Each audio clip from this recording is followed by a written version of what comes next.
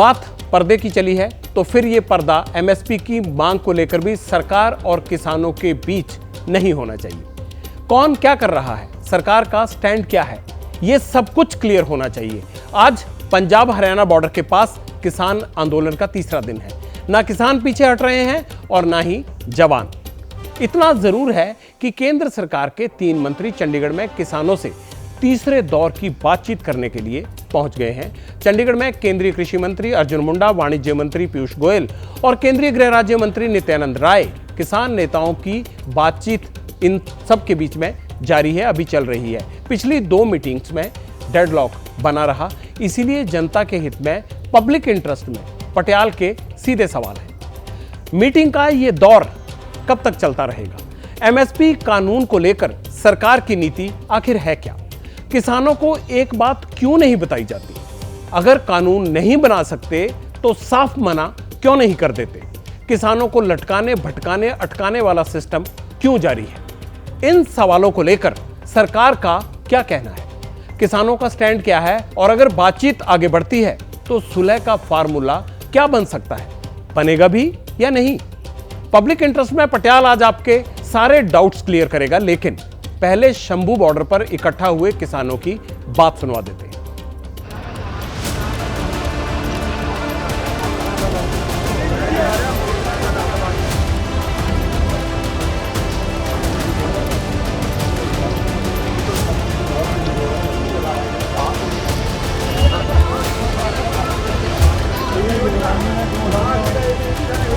हम इस देश का हिस्सा हैं। हमें आप दुश्मन ना समझ के अपने देश की नागरिक समझिए और हमसे वार्ता करके मसलों का हल कीजिए। वो सारी डिमांड सुन के केंद्र सरकार से जुड़ी हुई है। मुझे लगता है कि दिल्ली जाना हर एक का लोकतांत्रिक अधिकार है, ऐसा नहीं कि नहीं जाना, लेकिन कैसे जाना और क्या मोटिव है जाने का, ये ज़रूर ध्यान करना होता है। और इस विषय का अनुभव हम पिछले साल देख चुके हैं।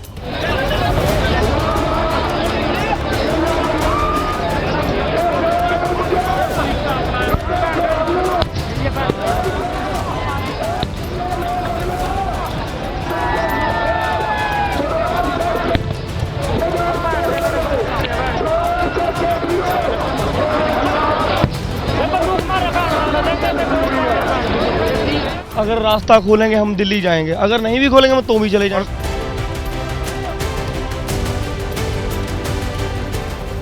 हमारी कौन सी मांग पूरी की है सरकार ने? अब आप एक भी मांग दिखा दो आप जो इन्होंने पूरी की है। ये कह रहे थे कि एक ही रो में चलना है, आम पब्लिक के लिए रास्ता खुला छोड़ना है, आम पब्लिक को कोई दिक्कत नहीं आनी चाहिए। बैरिकेडिंग तो भाई साहब इन्होंने की है।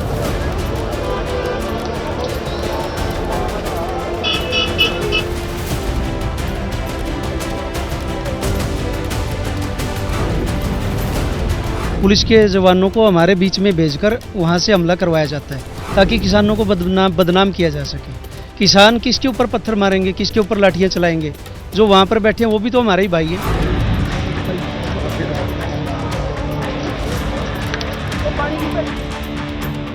जब हमारा किसान आंदोलन वहां पे सस्पेंड कर आए थे तो 2 सालों में सरकार ने कोई बात की नहीं की ना।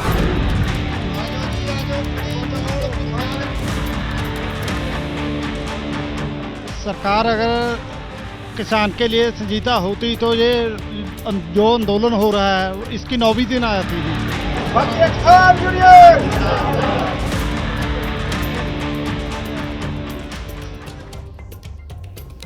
यानी किसान आर पार के मूड में है। कहते हैं 26 महीने से इंतजार ही तो कर रहे हैं। मीटिंग पर मीटिंग हुई लेकिन आश्वासन के सिवा कुछ नहीं मिलता।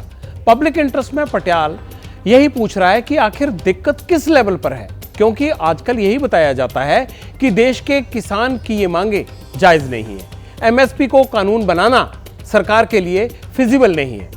अगर ऐसा कर दिया गया तो आर्थिक तबाही आ जाएगी, इकोनॉमी का भट्ठा बैठ जाएगा। इस तरह के तर्क दिए जा रहे हैं। अब इस मोर्चे पर पड़ताल करना जरूरी है। इसीलिए हमारी टीम ने बेहद आसान शब्दों में आपके लिए कुछ डेटा जुटाया है ताकि आपको आम बोलचाल की भाषा में इस मुद्दे के तमाम पहलू समझ आ सके। आपके पास 100 का नोट है ना?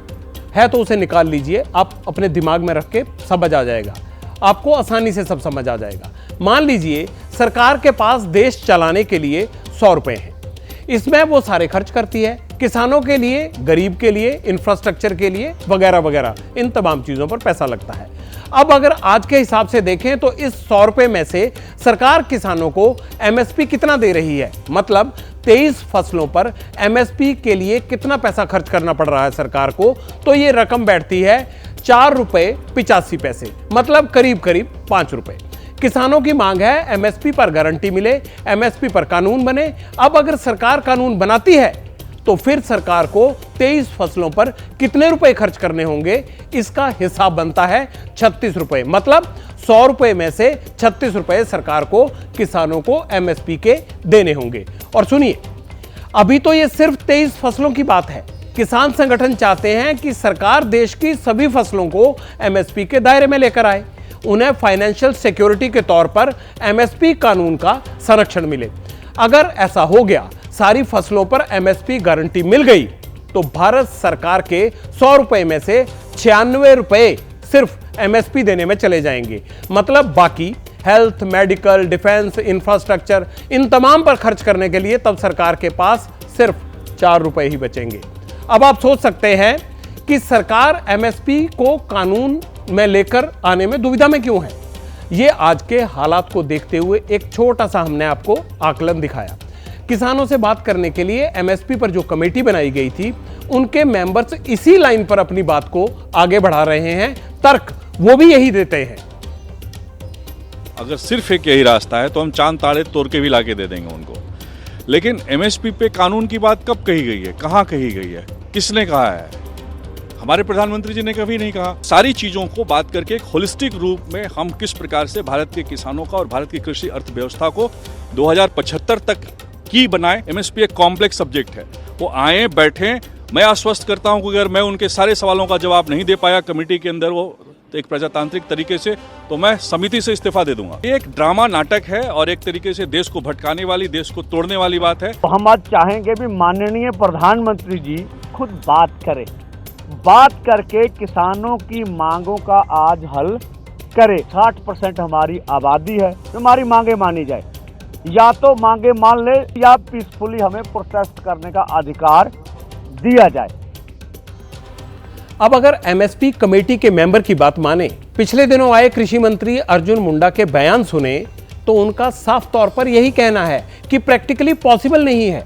किसानों की एमएसपी कानून वाली मांग पर विचार करने की बात थी, लेकिन यह लागू होकर ही रहेगी ऐसा आश्वासन नहीं दिया गया। तो अब पब्लिक इंटरेस्ट में पटियाल का क्लियर कट ये कहना है कि अगर सब कुछ पहले से तय किया हुआ है, तो फिर अपना पक्ष समझाने और बताने में सरकार को देर क्यों हो रही है। इन सवालों पर मैं आपके आर्थिक मामलों के जानकार की बात भी आपको सुनवाऊंगा, लेकिन उससे पहले देश के बजट और कृषि से जुड़े कुछ और मोटे मोटे आंकड़े आपको गौर करने होंगे। 2024-25 के लिए सरकार का बजट कितना है? 47 लाख करोड़, यानी ये पैसा अलग अलग सेक्टर्स को देना होता है, बांटना होता है। अभी सरकार 23 फसलों के लिए एमएसपी पर कितना खर्च कर रही है?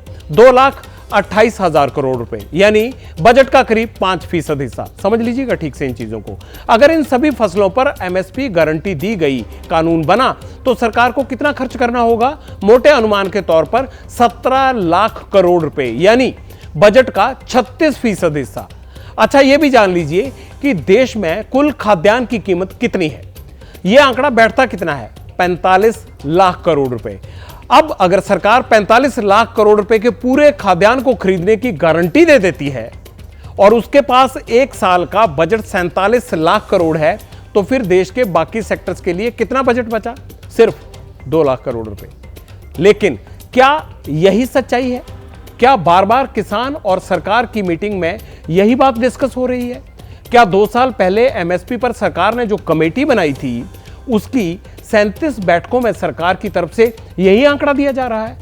अगर वाकई ऐसा है तो सरकार किसानों को बुलाए और कह दे, देश को तबाह करके आपकी मांग पूरी नहीं कर सकते, आप लौट जाइए। लेकिन सरकार ये कह नहीं रही। यही वजह है कि मिनिमम सपोर्ट प्राइस पर मैक्सिमम पॉलिटिक्स होने लगी है। हमारा ये है कि एमएसपी की गारंटी का कानून दे सरकार, और उसके साथ साथ जो डॉक्टर स्वामीनाथन का फार्मूला C2+50 की बात हो रही है, ये इन्होंने हमारे साथ, हमारे संगठन ने एक बार आंदोलन किया 2018 में। तब हम उस समय के जो खेती बाड़ी मंत्री थे, उनके हाथ का पत्थर पड़ा हमारे पास, वो भी सरकार के सामने रखा कि उन्होंने ये कह कर दिया कि C2+50 के हिसाब से हमको फसलों का भाव हम देंगे। हिंदुस्तान में गरीब लोगों को,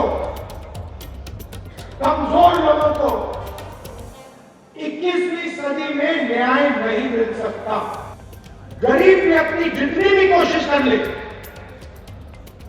किसान जितना भी चिल्ला ले, उसे इस देश में मालूम है कि मुझे न्याय नहीं मिल सकता।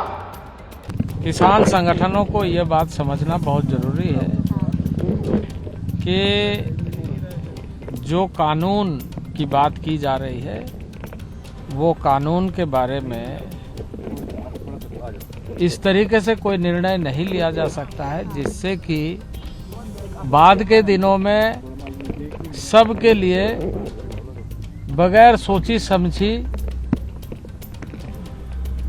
स्थिति के बारे में लोग आलोचना करें। अगर एमएसपी को लीगल गारंटी कर देंगे, उससे बाजारी अर्थव्यवस्था प्रभावित होगी, निर्यात प्रभावित होंगे और जो free flow of market dynamics हैं वो प्रभावित होंगे।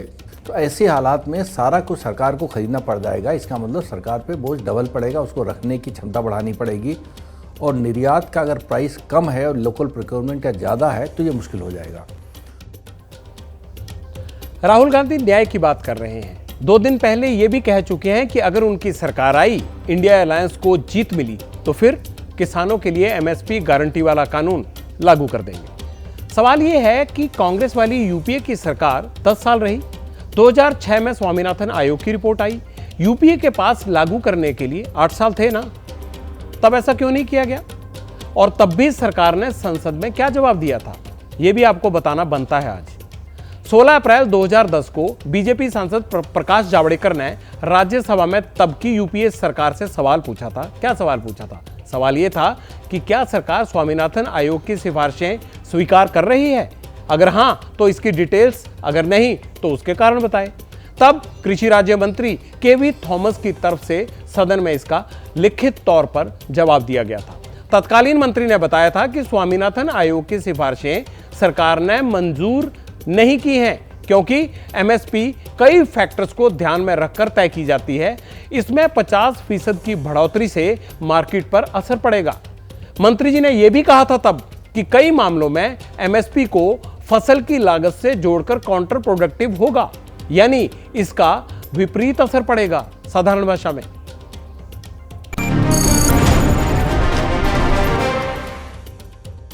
अच्छा, सियासत अपनी जगह है, लेकिन बीच का रास्ता क्या हो सकता है? क्या एमएसपी की जगह किसान के लिए मिनिमम इनकम सपोर्ट का लाभांतर की व्यवस्था अच्छी हो सकती है? लाभांतर मतलब अगर किसान एमएसपी से कम पर फसल बेचे तो घाटे की भरपाई सरकार उसके अकाउंट में पैसा ट्रांसफर करके करे। और मिनिमम इनकम सपोर्ट की दिशा में तो सरकार चल ही रही है, जबकि वो किसान सम्मान निधि के तहत 11 करोड़ किसानों को साल में 6,000 रुपए देती है। ऐसे में सरकार की जिम्मेदारी ये है कि वो देश के सामने एमएसपी की गारंटी का सच रखे, यानी एक श्वेत पत्र यहां भी लाया जा सकता है और किसानों को सही दिशा दिखाकर संघर्ष को खत्म करे। जैसे ही घड़ी का काटा दोपहर 2:30 पे आए, बबीता जी का दिल सास बहू साजिश के लिए मचल जाए। और ये है इनकी बहू, पूरे दिन ऑफिस की टेंशन हो जाए गॉन जब ये करें अपना फेवरेट शो फ्री टाइम पे ऑन। इनकी तरह आप भी देखें अपना फेवरेट शो अपने टाइम पर और डाउनलोड कीजिए एबीपी लाइव ऐप अपने स्मार्ट टीवी पर।